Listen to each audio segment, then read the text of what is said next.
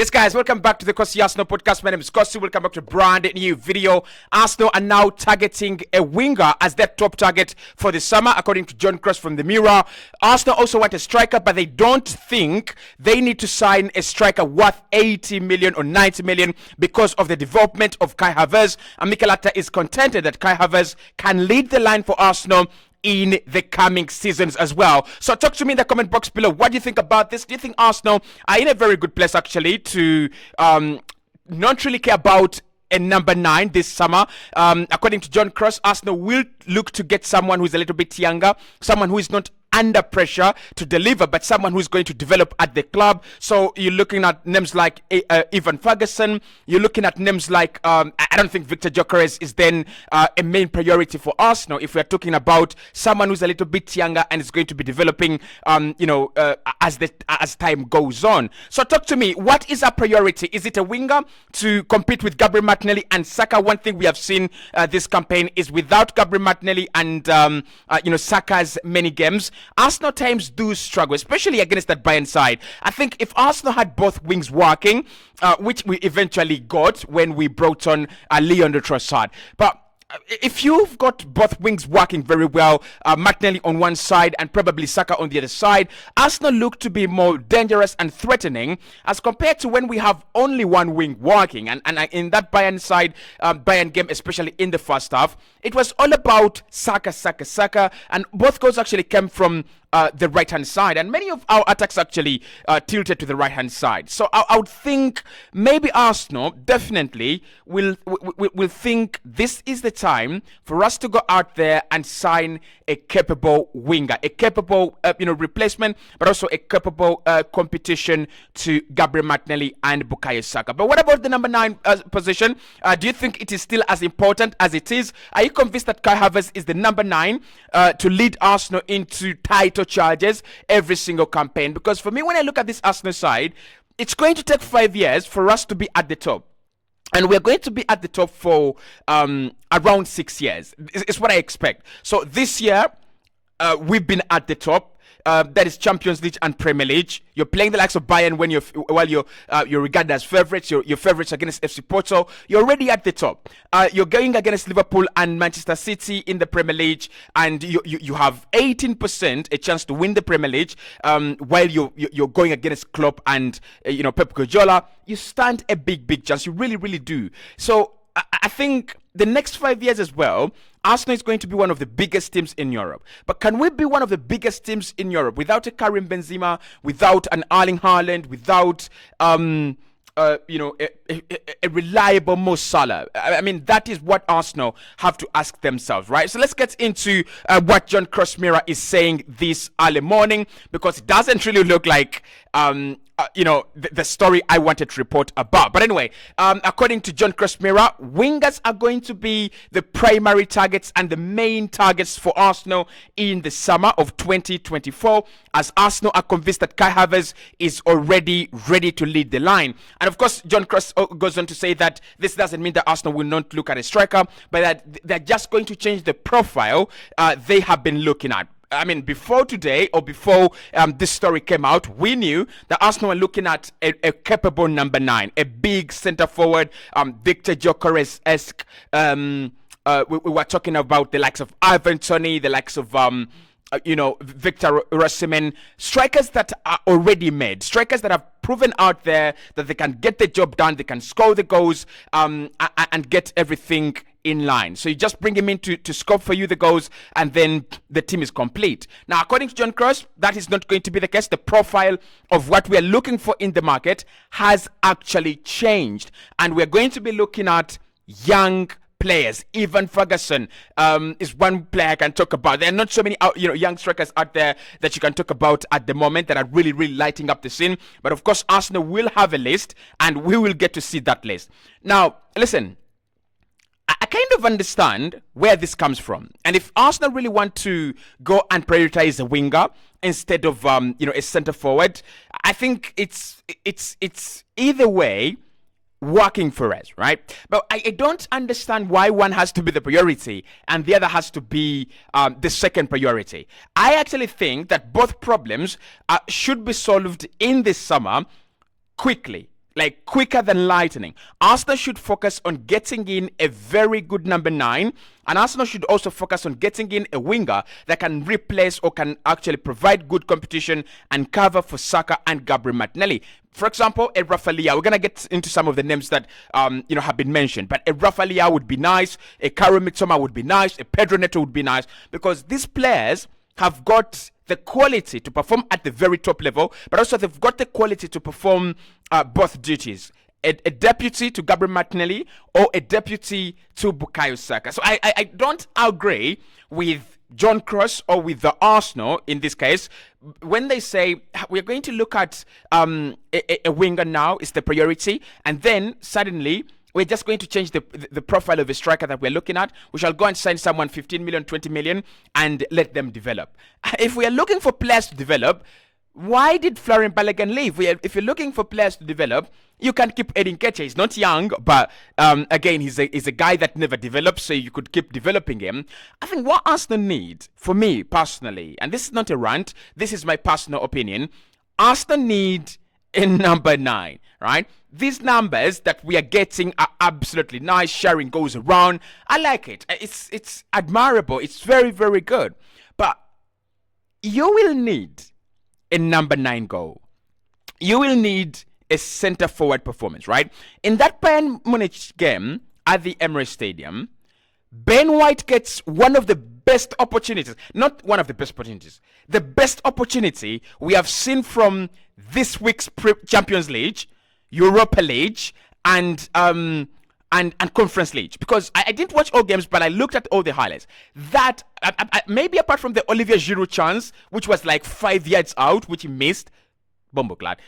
But apart from that, Ben White in that position has got to bury it.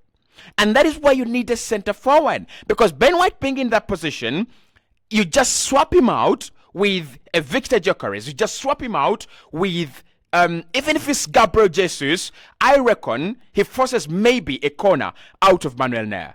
So that is why you need a number 9. And towards the end of the game, Saka is through on goal, and there is no number 9. There's no striker running to provide support. If there is a striker running to provide support, Manuel Neuer is off his line.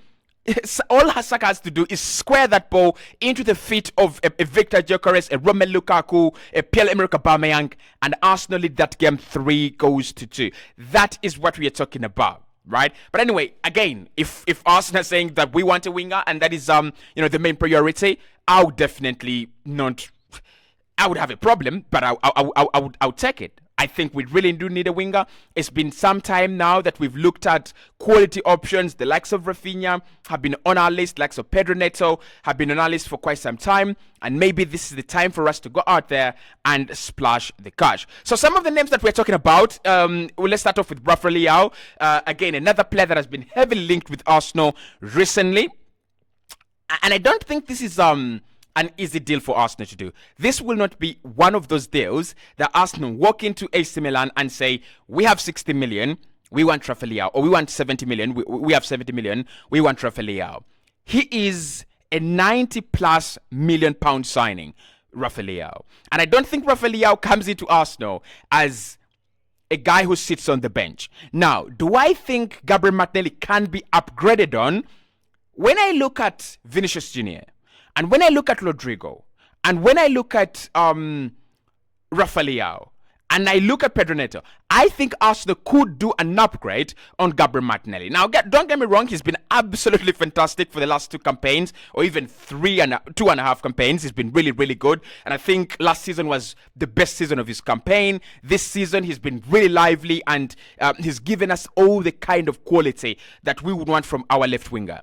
But the question is, can he be upgraded on? And that's what the ruthless teams do, right? Madrid right now, they have Kylian Mbappe, they have Rodrigo, they have Brahim Diaz, and they have Vinicius Jr. And they are bringing, they're bringing in Kylian Mbappe, right? Did I say they have Kylian Mbappe? They don't have Kylian Mbappe, but they're bringing in Kylian Mbappe. And that is the point. That is the point of Arsenal going out there and bringing a player like Rafael LEAO. Rafael LEAO would be your Declan Rice, signing on that front line. Rafael LEAO is capable of 10 goal contributions not 10 goal contributions, but 20 goal contributions every single campaign. 10 goals and 10 assists. Saka has already proven he is worthy and capable of keeping in the side because he is capable of delivering at a very consistent rate 20 goal contributions per campaign. So when you have those two in the side, you just have to have your Kai Havertz, who is going to be a regular 15 goal contributor, more like your Roberto Firmino, and then you're going to have your Martin Odegaard, who is again a regular 15 goal contributor, per season as well. The thing with Rafael LEAO is if Arsenal want to invest in a winger, and it's going to be Rafael LEAO, he doesn't sit on the bench. He's not here to sit on the bench. Rafael LEAO is here to start, and he's here to take the position of Gabriel Martinelli. Am I okay with that? I'm absolutely okay with that. I think Rafael LEAO is another level, and he is an absolute dangerous player. It's the same thing with Rodrigo. If Arsenal want to go and sign Rodrigo, which takes us to this next player, I think Rodrigo would be an exciting talent for Arsenal, and he would be an exciting player for Arsenal and Mikel Arteta as well. And I think he's that kind of player that does what really Mikel Arteta wants at times. Because you look at the Leandro Trossard goal, and you look at the Martinelli goal against Aston Villa last campaign when we beat them 4-2.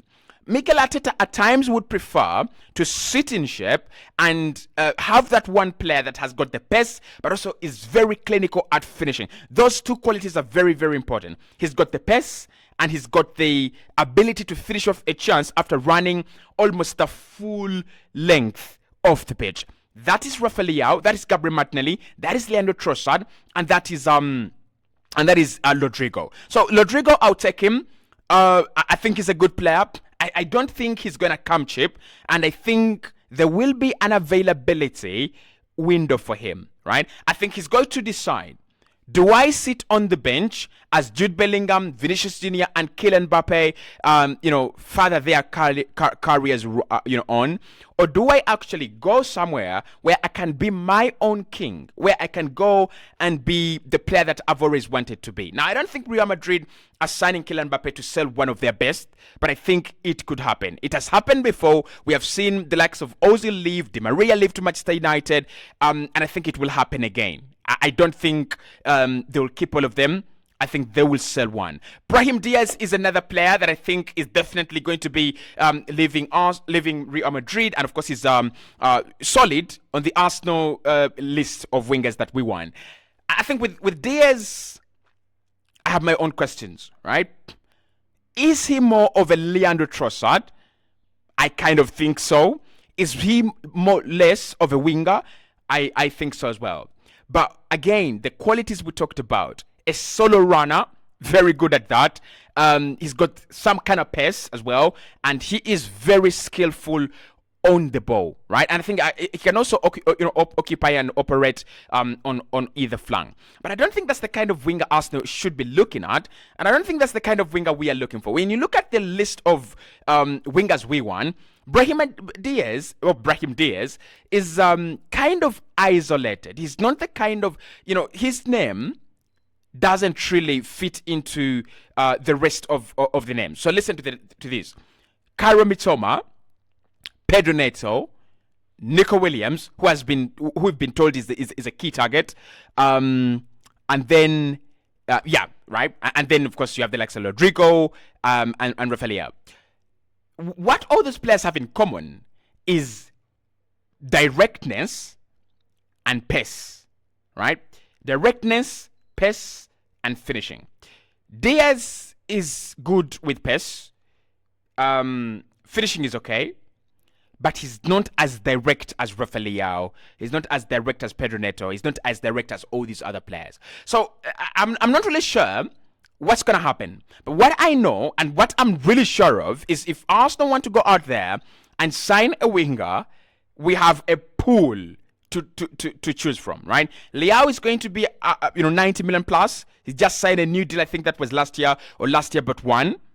Kairo Mitoma, I'm not really sure what Brighton are thinking, right? I'm not really sure where Brighton are with his future. Are they willing to sell now? He's around 26. Are they willing to sell now? He would be a fantastic addition to the squad. But I think Nico Williams is one to watch. Nico Williams is going to be the player Arsenal focused on in this summer. Young, explosive, direct.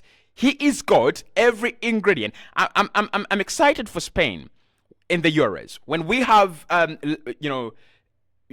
Yamal on one side and we have Williams on the other. Of course, we are gonna be cooking. But anyway, talk to me in the comment box below. What do you think about all those those players, and especially who should Arsenal be going for? And we'll be speaking right very soon.